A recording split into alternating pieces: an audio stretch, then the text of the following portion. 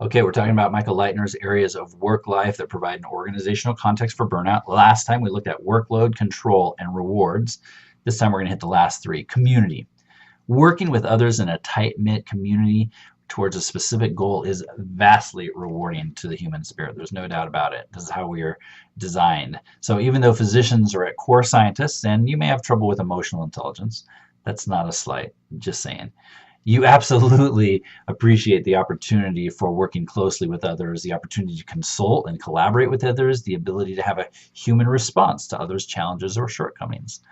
Unfortunately, with the push for things like Six Sigma efficiency in the workplace or highly accountable structures, this has often squeezed just the little tiny bits of time out of making connections for each other. For example, when you think about a lot of meetings that you might attend, what do people do before the meeting starts? They're sitting here clearing their email, right? Because this is the only time they can get through that massive workload, that task load that's coming in their inbox all the time. Well, what they're not doing is saying, hey, Joe, how's your family? How was your vacation?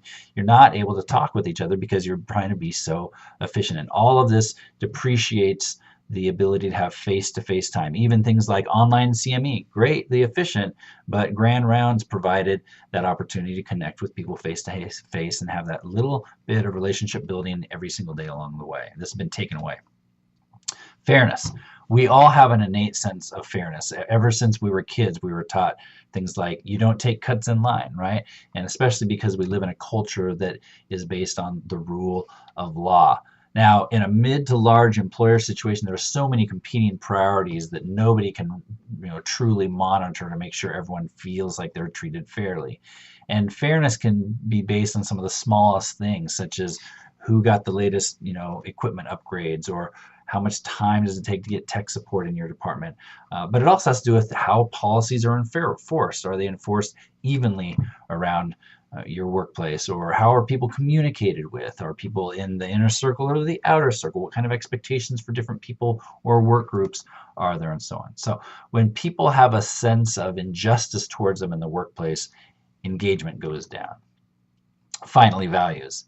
Now, there may be a set of value statements that are up on the wall that at some point someone has gone through a retreat and come up with these. But if your company or supervisor does not walk the talk and does not bring their own behaviors into alignment with the values that they state, this creates a huge dissonance in the workplace. For example, if leadership says, we value physicians' work-life balance, but then they strongly encourage you to not use your vacation balance in exchange for cash. What they're really communicating is we value your productivity more than we value your work-life balance. So that's an example of a dissonance. But more importantly, if we say the patient always comes first, but in the end, fulfilling our regulatory obligations or insurance billing requirements comes first, then this, of course, causes huge demotivation. Now, I'm sure that you could provide many different examples of these areas that I've provided because you're knee deep in the thick of it. But I hope that it gets you thinking about those things. So next time we're going to talk about how these 6 areas relate with the Maslach burnout inventory areas.